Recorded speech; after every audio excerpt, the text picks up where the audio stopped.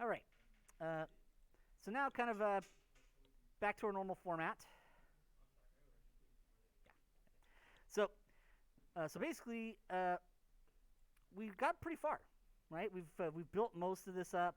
We've done a lot of the connecting, and that's really what we're doing, and really what we're going to be doing probably a significant portion of the rest of this week. We're almost done though. We'll add a few more other little model parts, and then we'll start to UV and wrap. Definitely next week we should be even done UV and wrapping. We start to do some sculpting next week, some more sculpting. But that's kind of where we're at. We need to just kind of reconnect up some of these things. I think we'll kind of work on maybe the kind of nostril area here a little bit. All right. So at this point, really, we can see that that's kind of where we're at. Is we just need to kind of fix up some of these parts. So now what we could do is we could just come in here. Of course, we've got grab our modifier tool. Retopo mesh is already selected. I usually go to the reference object here just to make sure that the quad body's on there as well. But remember, it is usually already on in the shrink wrap, right? But that's when you do a retopo, that's what it does, right? It kind of creates and turns a lot of these things on. All right, auto merge is off, which is I like to have off most of the time. All right, and so what I really want to do is I want to start to just go in here and do a little more work, right? Now, one of the things that you could sometimes see here is that as you're working, you can start to figure out some other things that you might want to try here. Like, I'm kind of looking at this, and there's not as many on this side as there is here. And I feel like it'd be great to maybe have like an extra little edge loop through here for connecting up. So sometimes what I'll actually do is I'll go in and say 3 for face mode. I'll select that face, and we'll just delete faces. So sometimes I connect something up, and then I realize, hey, maybe I could actually do something a little bit different with that later on. So I could always 2 for edges, and I can always bring these over a little bit, right, just to kind of make some minor adjustments. So sometimes as you go, you'll figure out, hey, I could move these over a little bit, right, 1 for vertex, and I could just kind of, try to kind of keep things reasonably efficient and not have to add a million edge loops over the whole mesh. So sometimes as you're working, you'll just figure out little things like, oh, these guys could be moved over a little bit and still have a pretty good distribution. Remember, Alt-C for loop cut, right? Alt-C for loop cut, put that edge loop in there. We can hit Q to go back to our selection tool. We could always tweak these a little bit. Now, sometimes if you ever see you're getting this with shrink wrap on, shrink wrap is great, particularly when you're doing loop cuts. But sometimes I do need to turn snap on, right, the magnet. And remember, there's that little face right there. It's usually set to face. And I've often found that snap gets in the way.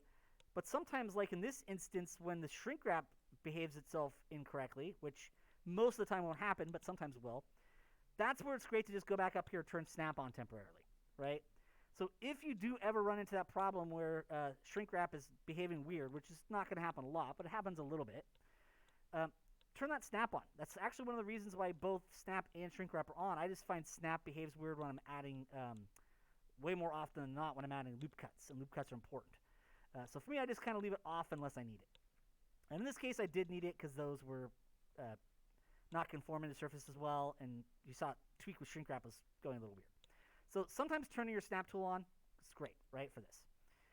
All right, you see now there's a little more here, so we could go in here, we could easily just extend some stuff some more. Like, I could grab these 2 edges. Remember, if you want, you could turn on auto merge for the moment. It's right here. Of course, it is this up here, right? It's just that there's a little interface button for it with speed retopo. So we'll do Control E for extrude, middle mouse button. You see if we get that vertex close to there. Come on, do it. There we go. There we go. See, that'll actually automatically merge there. And of course, we can go to Q for our tweak tool. And I can drag this one over. And you'll see that auto merge actually does work often fairly well. Sometimes it doesn't. I have definitely run into times where it wasn't working well, and I'll just, right-click, use merge vertice options, right? If you have multiple vertices, merge vertices becomes available. You can always use this, right? So if you're having an issue with auto merge, sometimes it's just being finicky and touchy, and trying to fix it for 10 minutes is dumb when you could just use an alternate merge tool and have it taken care of in 5 seconds, right? So occasionally you will run into those little things that are a little weird. But now you can see by adding that little edge loop in here, we now have the ability to bridge these, right? 2 to 2. And there's that single edge isn't selected, so right click, we do bridge edge loops, and there we go. And we can just kind of tweak and adjust those shapes a little bit. And so slowly we see we're working this out. And you see by kind of moving some of these over, that gave us 2 to 2 here. So don't feel like you have to have everything fully figured out as you're doing this. Sometimes as you work, you'll just come across, oh, maybe if I delete that and maybe move these over a little bit, this will work for me. Now remember 5, right? That was our quick key for Friday, or for our quiz.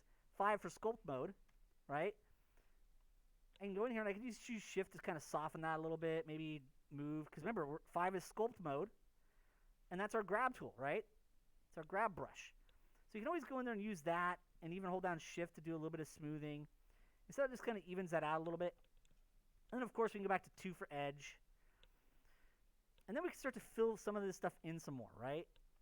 And that's kind of where we're at. Like maybe, maybe 1 for vertex here.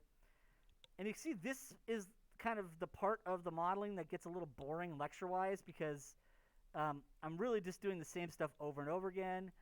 And you see that when you do retopologizing, it's not quite as structured, right? That's what I love about box modeling, a lot of the primary forms, is you can follow these exact steps all the time and just the shape's different, right?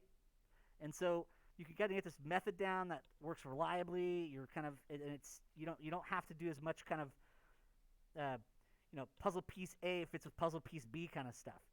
But when you do retopologizing, right, you do start to kind of get into that place, that space of, okay, how do I want to fit this together? How do I want to fit that together? Remember, we're trying to maintain primarily quads. If occasionally you have to leave a small triangle, really not the end of the world, but remember, triangles actually are quite predictable for deforming and usually work quite predictably for shaping. It's just that if your model is made of tons of triangles, it'd be hard to model on, right? Certain tools like loop cut and selecting edge loops doesn't work with it. So triangles are actually quite predictable polygons, in many ways more predictable than quads, but certain really important tools don't work with them at all, so they're not easy to model with. So remember, the quad is kind of like that Goldilocks polygon, right?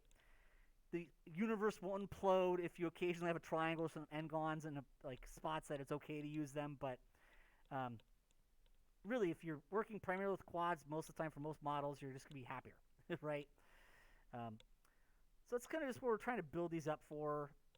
Remember, we can always slide stuff, right? 2 for edge mode, double left click for edge loop mode. But remember, you can always right click, because we're in edge mode, and we can use edge slide. In this case, you see I've actually added a quick key to it, S, because that's actually a useful one that I'll use a lot. So you see I can just kind of slide these up a little bit if I need to. And that would just be a great way to kind of make that distribution a little more even. And then we can start to kind of connect these together, right? We can kind of say, hey, maybe these two will be bridged together, right? So we'll go bridge edge loops. Of course, I could do Alt-C for loop cut just to add a little bit in there, right? Just add a little loop in there. And if need be, we could always do a quick auto merge, right? 1 for vertex mode. Remember, Q is your selection tool, but in this case, it's set to tweak. Remember, Q toggles you through those, right? Of course, you can assign your own quick keys to these. In fact, you'll see I have my mouse buttons assigned to them. I'm just trying to remind you guys about those things. I can turn auto merge on, and I can just kind of drag that vertex up there, and then it did a pretty good job of auto merging. Maybe if I turn my snap on there, I can move that around a little bit better. There we go. And you see how we're slowly kind of getting that filled in, all quads, but still maintaining the shape we want. We can see that I probably need an extra edge through here. And this might be one of those instances where I'll take the advantage of saying, hey, I was kind of tearing this part apart earlier. I'm actually going to do it a little further, right? So I'm going to take this face, delete faces, and I'm just going to do Alt-C to add an extra edge loop up through there. Of course, if I want to, I could grab that edge loop and W for move, or slide if you want to. But you notice how now I've got a little bit more here to work with, right? These aren't all so bunched up. So sometimes you're going to kind of go back in and delete some polygons because you need to solve this problem, and then later on we can figure this out more. And actually, I'll show you how this will start to work out better now in a minute here. So now we can start to kind of connect these up. So I'm going to kind of grab those 4. Right-click, bridge edge loops. I can do an Alt-C again just to give us a loop cut right through there. Keep in mind that sometimes it'll get weird, right? So Q for your selection or tweak tool, W for vertex, or 1 for vertex mode, right? Now remember, sometimes if you can't see something, Alt-X, I guess with this video that's not working for us. Remember, X-ray shade should work. I'm going to turn snap vertex off. And I'm going to try to find that vertex in there, but I might just turn auto merge off for the moment. 2 for edge mode, bring that out a little bit. There we go. All right. And then, of course, auto merge is on, so I can bring that closer. That'll weld that. Turn it off.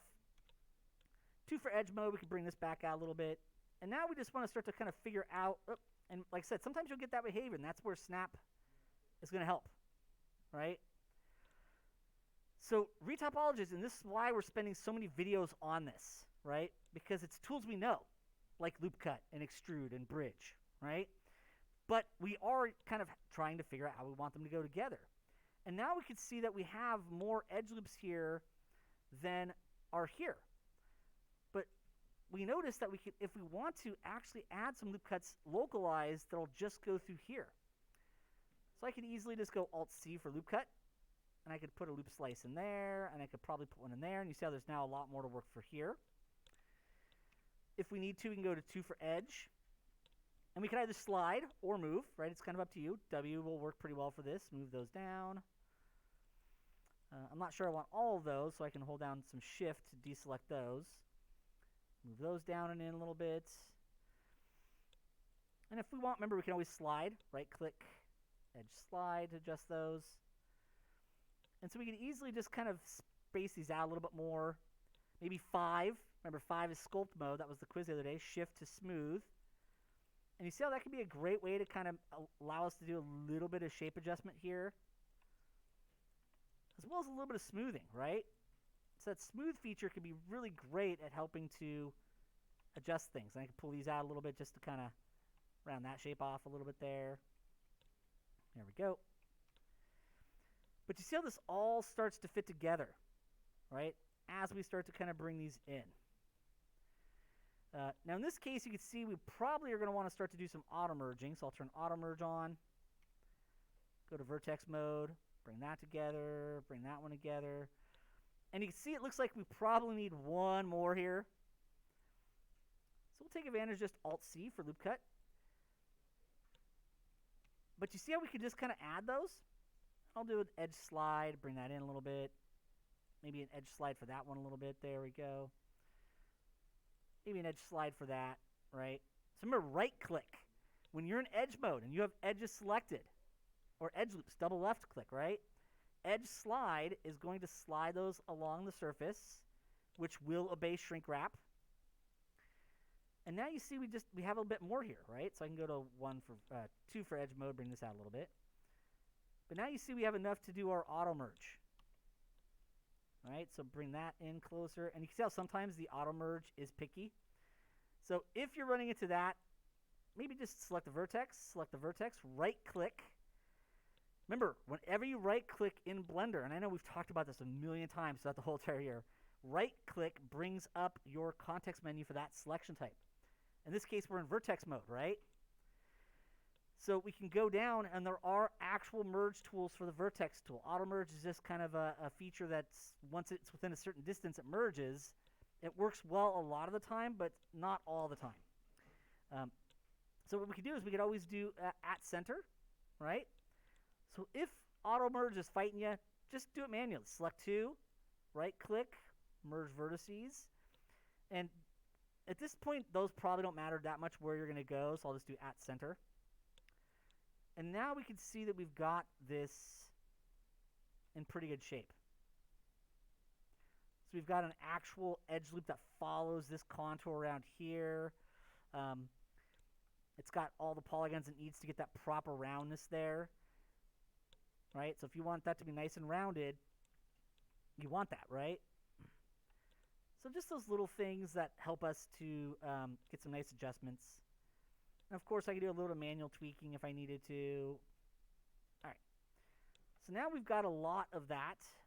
And now what we could do is we could start to bring these together as well, right? And this might even be one of those things where we might find we don't need as many edge loops, or maybe we can add another one somewhere else. So I'm going to start to kind of go through here, and I'll say grab those three and those three. Right-click, bridge edge loops. There we go. And now we can kind of see we're starting to run into that issue where how are we going to connect those up? We could always add a loop through here, but it might also be one of those instances where we might actually get creative, right? Where what I can do is I could just select these two edges, right-click, bridge edge loops, right? Do a quick Alt-C for loop cut. One for vertex. I can go back to Q for my tweak tool. Auto merge. We could bring those guys together. In this case, you see how sometimes that auto merge is finicky. So you can keep trying that, or you can just go, all right, I'm just going to merge these manually. There we go. And you'll actually see that this is now something that can actually work as a quad. So I can go to 2 for edge mode, double left click to select the whole edge loop, right click, new face from edges. And there we go. And of course, we could tweak some of these down to get that shape a little better. One for vertex to kind of bring that in to round that shape off a little bit better there. So we just kind of make some minor little adjustments. But sometimes if you're really trying to keep it more efficient, you can always terminate like that. We could have always added an extra edge loop up through here and done some other stuff, but I feel like this will work well. We could also just go to 2 for edge and see if we could spin would work, right? Right click. Or is it rotate edge clockwise? We could try that. And actually, I think that actually works a little better. There we go. Yep.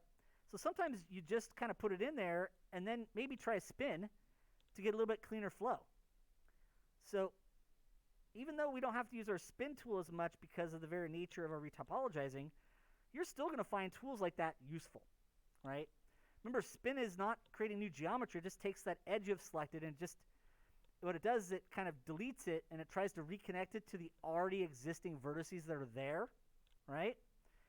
So you see that flow worked better? So sometimes you just kind of do a lot of it, and then when you get to that slight trouble area, you just sit there and go, I'm going to try this, I'm going to try that. Oh, and there's a bit of problem solving there, but that's something you kind of need to start to learn too.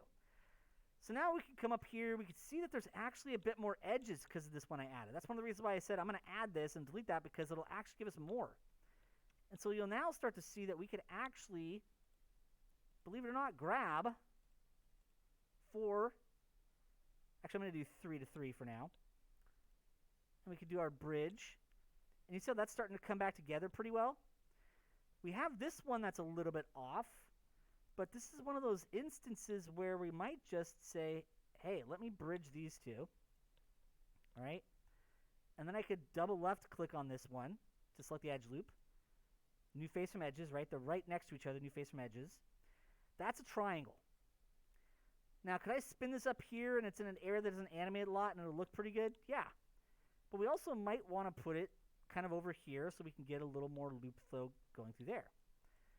So for right now, I think that's what I'm going to do. 2 for edge. And remember, if I spin this, right click, rotate edge clockwise, rotate edge clockwise. And you see how it starts to go back to the start, right? So you do have to kind of make sure to spin it enough there. Then what we could do is we could actually take this one.